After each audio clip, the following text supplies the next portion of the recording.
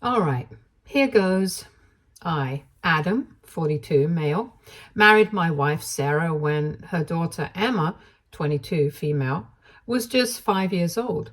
She's an adult now, so I've been in her life for pretty much her entire childhood and young adulthood. Her biological father, let's call him Dave, was always kind of in the picture, but it was inconsistent at best. He'd swoop in with the occasional birthday gift or make big promises he'd fail to keep. And honestly, I was the one picking up the pieces when he let her down. From the moment I married Sarah, I did everything I could to be a stable father figure for Emma. I paid for her school fees, bought her first bike, took her to the doctor, and all the typical dad stuff. And in a lot of ways, I tried to give her the emotional support that Dave either couldn't or wouldn't. I wanted her to know that even if her biological dad wasn't fully present, she could always rely on me. I'm not perfect, but I thought that at the very least, I was dependable. Now, don't get me wrong, I never tried to replace Dave in Emma's life. I respected the fact that he was her biological father and that maybe one day he'd come around to being more involved. But as time went on, it became clear that he wasn't going to change, and I tried to just accept it for Emma's sake. It was honestly a little heartbreaking because Emma was always a bit more distant from me.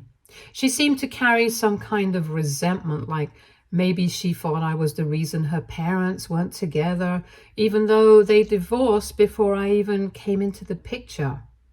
But I kept my head down and focused on being there for her. She didn't have to love me or even like me. All I wanted was to make sure she felt supported and knew I was there. We had our good moments, holidays, birthdays, family outings, and sometimes I thought we were making real progress. She'd let her guard down and even call me Dad here and there. I'd always try not to make a big deal about it, but those moments meant the world to me. Looking back, I can see I was maybe too naive. I really thought that all those years of showing up would count for something eventually. As Emma got older, though, things between us changed. It was like she'd flipped a switch from seeing me as just Mom's husband to something a lot more negative. Suddenly, I was the stepdad in every sense of the word, and not in a good way.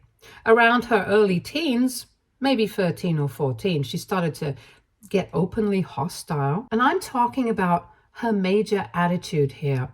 I'd ask her how her day was, and she'd roll her eyes or give me one-word answers. If I tried to give her advice on anything, school, friends, life in general, it was like I'd committed a major offense.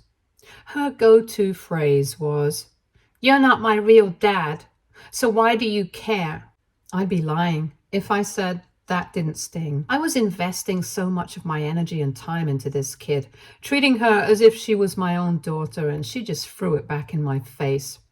For a while, I figured it was just teenage rebellion or the usual angst that comes with growing up, so I tried not to take it personally.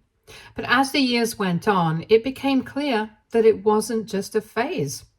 It was deeper, more personal. The real gut punch happened around her 16th birthday. She told me straight up that she didn't want me at her party, even though I'd been the one to pay for it and organize the whole thing with Sarah. She said it was a family thing, and that just about broke me. At that moment, I felt like an outsider. My wife was sympathetic, but she was in a tough position too, so I didn't want to make things harder for her by pushing my feelings. Still, it was obvious to me that Emma wanted to draw this line in the sand, one that left me on the outside. Over the years, I tried to connect with her in ways I thought she'd appreciate. I'd take her to her favorite restaurants and support her hobbies, Even when it meant driving her to dance rehearsals an hour away or sitting through recitals, I was always there doing the dad thing. And every time it felt like she was waiting for me to mess up. Almost like she was looking for reasons to prove to herself that I wasn't worth her respect or love. But the resentment, it went beyond just a cold shoulder or sarcastic comments. She'd throw out lines that felt more calculated to hurt, almost as if she knew exactly how to cut me down. "You're just trying too hard," she'd say, or "My real dad wouldn't have made me do that." The worst was when she would say, "I don't need you here. I wish it was just me and Mom." It was clear she wanted me out of the picture. And no matter how much I showed up or tried to do right by her, she didn't want it. And the more I tried, the worse it seemed to get. At one point, I tried suggesting family counseling, but she laughed it off and told me, "I don't need therapy to deal with you. You need therapy to understand that you're not my dad." That one hurt, not gonna lie. Things took a real nosedive a few years ago when I found out my wife was having an affair. I'll be honest, it was like someone ripped the rug out from under me. I had no idea. I thought we were doing okay, or at least getting by. But it turned out that for God knows how long, she'd been seeing this other guy. And the worst part, Emma knew about it. Not only knew, but supported it. I still remember the day I confronted Sarah about the whole thing. It was a mess of anger and heartbreak. We tried to have a private conversation, but things got loud. That's when Emma came in and started defending her mom. She was in her late teens at the time, old enough to know what was happening, and she didn't even hesitate to side with her. She went on about how maybe her mom had found someone who made her happy, and how real love was more important than just sticking to a marriage out of obligation. The way she said it, you'd think I was some monster keeping Sarah trapped. Emma had clearly made up her mind that this other guy, let's call him Mark, was going to be a much better father figure. She was going on and on about how Mark was cool, how he got her in ways I never did. To her, this was a win. Here was a chance for her mom to be with someone she thought would finally make our family feel right. As if I was the one holding everyone back all these years. She even hinted that maybe it was my fault Sarah strayed, saying things like, "Maybe if you were a better husband, she wouldn't have to look elsewhere." It was surreal to hear that from the kid I'd raised. All those years I'd spent supporting her, showing up for her, doing my best to be a dad. None of it seemed to matter. I was suddenly the bad guy in my own home, the villain who was somehow to blame for Sarah's choices. And Emma? She didn't hesitate to rub it in. I'll admit, I tried to make it work with Sarah. Call me naive or desperate, but I didn't want to tear the family apart. We went to counseling, had long talks, and tried to patch things up. But it was very clear Sarah's heart was somewhere else. And Emma made it even harder, going out of her way to let me know she thought I was the problem. She'd talk about how great Mark was, even in front of me, like she was just waiting for me to get the hint and step aside.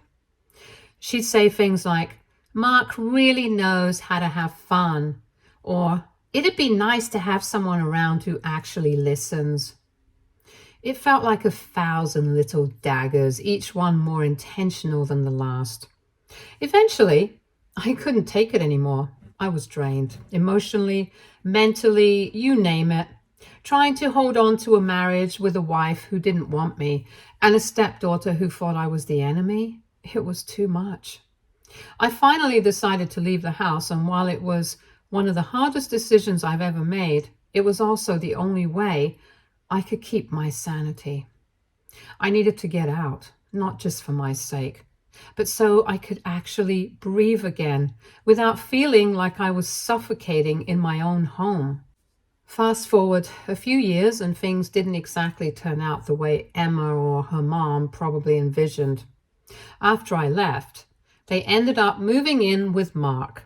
At first, they acted like it was some dream life. Emma would post on social media about how happy they were, how blessed she was to have a real family now, as if I'd never been part of it. I mostly ignored it, but it stung a little. I wasn't surprised, though. I figured she'd want to paint the situation in the best light possible, especially since they seemed to think I was the big villain in all of this. But reality has a funny way of catching up. Turns out Mark wasn't exactly the knight in shining armor Emma thought he'd be. For one, he wasn't financially stable, and that fun guy she idolized quickly started to seem less cool and more irresponsible. He had a habit of changing jobs every few months, and when he did work, he was always blowing money on things they didn't need.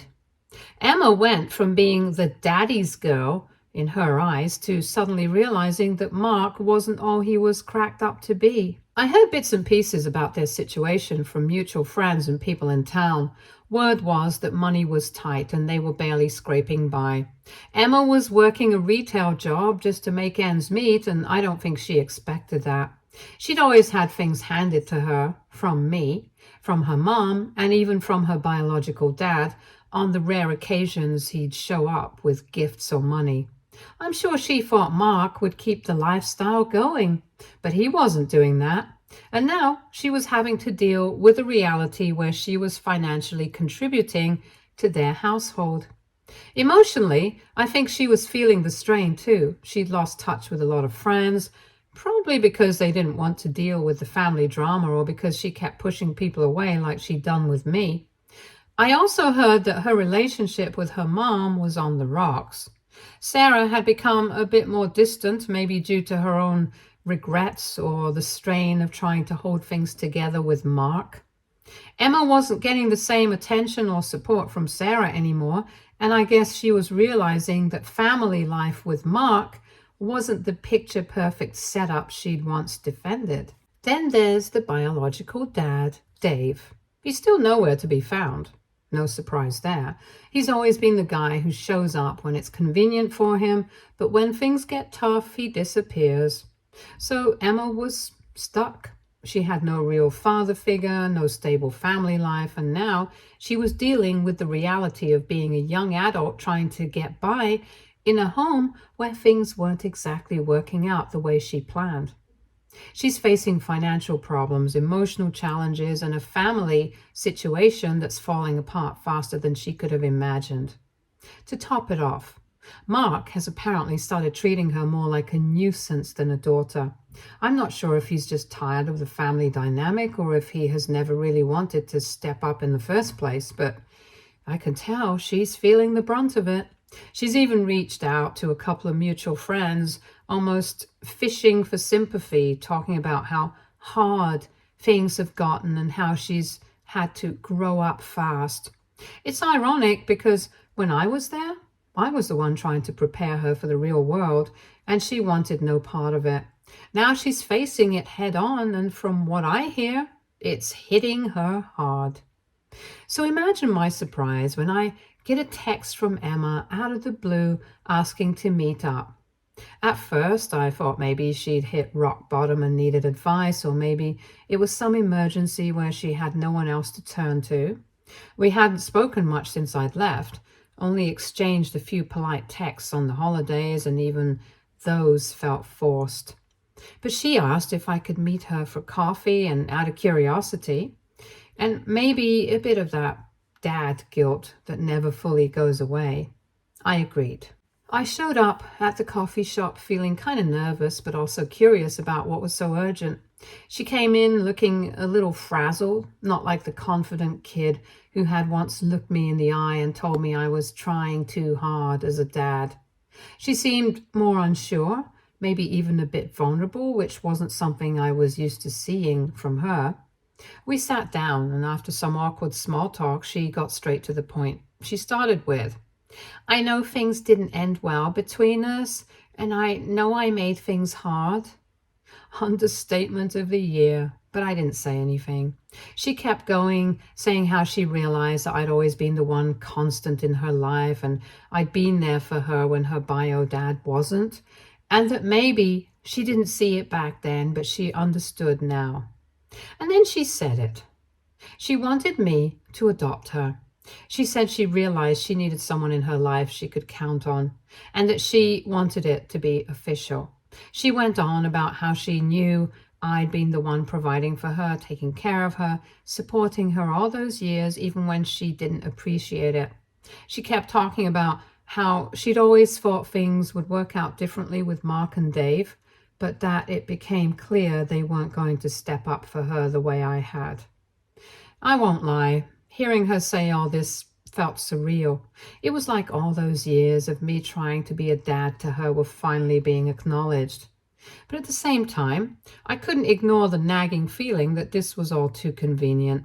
She's in a tough spot and needs support, and now suddenly I'm the person she wants as her official dad. I asked her why now, why she wanted to make it legal all of a sudden, and she started to get emotional, telling me how she needed a stable family, someone who would actually be there for her. She even admitted that she regretted pushing me away, that she'd been wrong about Mark and her bio dad. Part of me wanted to give in right then and there, to say yes and welcome her back with open arms. But then I remembered all the times she said she didn't need me, the years of being pushed aside, ignored, or made to feel like I wasn't good enough. She kept trying to explain, saying she felt she'd been lost back then, that she didn't understand what I'd been doing for her. She even apologized, which was shocking, because I honestly never thought I'd hear her say those words. She said she was messed up from all the family drama and blamed herself for putting up walls. But the way she framed it still felt off. It was as if she was glossing over the fact that she'd made my life hell at times.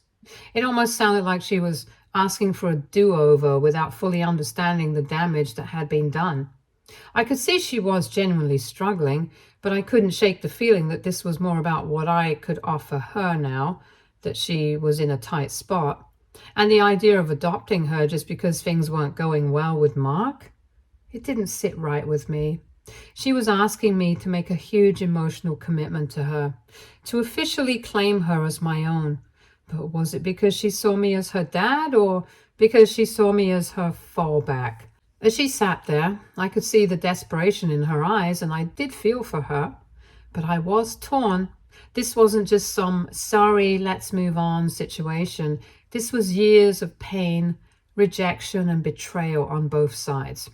I told her I'd think about it, but honestly, I wasn't sure if I could go through with it. After our conversation, I spent the next few days feeling like my mind was doing backflips. I kept replaying everything she'd said, how she regretted treating me the way she had, how she saw things clearly now and wanted me to adopt her, how she realized I was the only real father she'd ever had. Part of me, I'll admit, was tempted. I'd wanted to hear her say those words for so long, and some part of me wanted to believe that this was finally her acknowledging everything I'd done for her. But I couldn't ignore the sinking feeling in my gut that this sudden change of heart wasn't exactly genuine. I couldn't shake the thought that this was more about convenience than love, more about security than a true bond. When she looked me in the eyes and asked for me to adopt her, all I could think of were the years I'd spent being treated like an outsider, and the countless times she made it clear I wasn't real family to her. And now, out of the blue, I was supposed to drop all of that and to be her official dad, just like that? I had worked hard to rebuild my life after leaving, and I didn't think I could throw all that aside just because things were finally hard for her.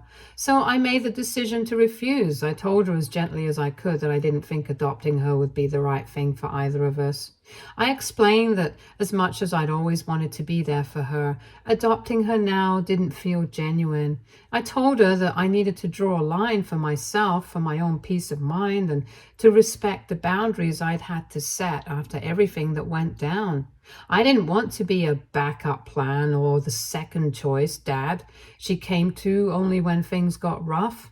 I needed her to understand that being a father isn't something you fall back on when it's convenient. The look on her face after I said all this, it was intense. I could see the disappointment, maybe even anger. She tried to argue, saying that she was ready to make things right and that this was her way of showing me she'd changed. She even got a little teary, telling me how hard things had been for her and how much she missed having someone she could depend on. For a moment, I felt like the bad guy, like maybe I was being too harsh, but I reminded myself why I was doing this. Boundaries, self-respect. I needed those things now more than ever. I won't lie, it hurt. I spent years wishing for her to see me as a father, and here she was offering me that, and I was the one walking away, but I couldn't ignore the damage that had been done. I told her that I'd always be there for her if she genuinely needed help, but that I couldn't be the official dad she wanted now. I said I wasn't doing this to hurt her, but because I needed to respect myself enough to set boundaries. Adopting her wouldn't fix the years of pain, and it wouldn't erase the way she treated me. It felt like the right decision, even if it wasn't the easy one. After that, she just sat there, quiet and kind of defeated. She didn't push any further, but I could tell she was upset, maybe even a little humiliated. She got up and told me she understood, but I could tell she was holding back a lot of emotions. And honestly, so was I. But it also felt like a relief, like I was finally giving myself permission to move forward without waiting for her acceptance or love. And since that day, I've been caught up in this whirlwind of second guessing and guilt. I thought that making the decision to say no would be the end of this emotional roller coaster. But honestly, it's been just as tough after the fact. The dad guilt is taking over and I don't know what to do now. If any of you readers are a dad, they must understand how I am feeling. Did I make a bad decision? I really cared for her as my own daughter. Any suggestions? Update 1. So just a few days after all of this, I got a message from a mutual friend telling me that Mark kicked both Sarah and Emma out of his house. Apparently the whole perfect family act came crashing down, and the big reveal? Emma had cheated on her boyfriend and Mark found out. Talk about irony. Here was this guy Emma thought was going to be her real dad, and the moment things got rocky, he couldn't handle it. Guess that fun guy she put on a pedestal wasn't as loyal or fatherly as she expected when things got tough. Now they're both crashing at Sarah's cousin's place. They don't really have anywhere to go at this point, so I guess the tables have fully turned. Sarah's cousin's place isn't exactly spacious, so it's just a temporary solution for them while they try to figure out what to do next. And just when I thought I'd heard the last of it, Emma calls me again. She says she needs a place to stay and asks if she could move in with me. She starts talking about how she's been going through a rough time, that she just needs some stability right now, and that I'm the only person she feels like she can reach out to. She kept saying things like, "You were always there for me," which would have hit differently a few years back, but by now I've put two and two together. She only reached out to me about the adoption because she knew this was coming. She knew things were going downhill with Mark, and she probably sensed that she'd end up needing someone to fall back on. I think she was trying to line up her safety net in advance. I told her no and hung up the phone. It's sad, honestly. I wish she could see that a real relationship, especially with family, isn't about who's there when you're desperate. It's about showing up for each other even when things are good, and appreciating those relationships consistently, not just when it suits you. And while part of me feels for her, I can't ignore the reality that she's only back because she's out of options, not because she genuinely wants to rebuild our relationship. Update 2. Hi everyone. I know it's only been a week since my last post, but I have some updates that I need to share. So even though I told Emma no about moving in, she ended up showing up at my door practically begging me to let her stay. Honestly, I didn't know how to handle it. I asked her why she wasn't staying with her mom, and she dropped the bomb that her mom had kicked her out too. I was shocked. This whole situation was unraveling quickly, and it felt like I was living in a soap opera. It was late at night, and I knew she was just a young girl, lost and scared, so I felt a tiny bit of compassion creeping in. I told her she could spend the night, but she had to leave first thing in the morning. I figured that would give her a place to crash for one night, but I still stood firm on my boundaries. The next morning, I woke up to the smell of breakfast wafting through the house. I could hear her moving around in the kitchen, which was a bit surreal. After everything we'd been through, seeing her in my space, trying to make breakfast like we were some kind of happy family, felt strange. I didn't want to get drawn into some sort of domestic bliss fantasy. So I just grabbed an apple from the fridge and told her she had to leave in an hour. I felt bad, but I had to stick to my guns. Emma tried to beg and plead with me, but I could feel my patience waning, so I told her I needed some space and retreated back into my room. I kept replaying the situation in my head. Was I being too harsh? Should I have at least let her stay a few days? But I knew the answer. I didn't want to enable her to think that she could just bounce back into my life when things got tough for her. When I finally came down later to check on her, she was gone. I noticed her stuff was missing too. Everything she'd brought over had disappeared. I thought maybe she just stepped out for a moment, but when I looked around, I realized she'd packed up and left without saying goodbye. I wasn't sure how to feel about it at first, but I was feeling relieved. I didn't need this right now. I was moving on with my life. Update 3. Hey everyone. First off, thank you so much for all your comments and support. It's been a wild ride, and I really appreciate everyone who took the time to share their thoughts and experiences. While there are no huge updates, I did manage to dig up some more information about what happened with Emma and Sarah. So it turns out that Emma found a friend to live with. I'm really relieved to hear that she's not completely out on the streets and is working to make ends meet. Apparently, her new living situation has helped her get back on her feet a bit, which is great news. I always hoped she would find a supportive environment, even if it wasn't with me. As for Sarah, she's still at her cousin's place. I'm glad they have each other during this tough time. It seems like they're leaning on their friends and family to figure things out, which is a positive step. I heard from a mutual friend that Dave ended up helping her out a little. From what I gathered, he was able to give her some financial support and even helped her find a part-time job nearby. I just hope that she's making better choices this time around and surrounding herself with people who genuinely care about her well-being. All of this news has stirred up a lot of emotions for me. On one hand, I'm relieved that Emma is getting the help she needs.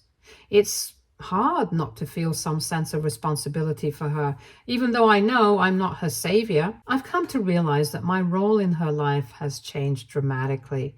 I wanted so badly to be the dad she needed, but I had to accept that I couldn't force someone to want that kind of relationship with me. Stay tuned for more stories from our girl relationships.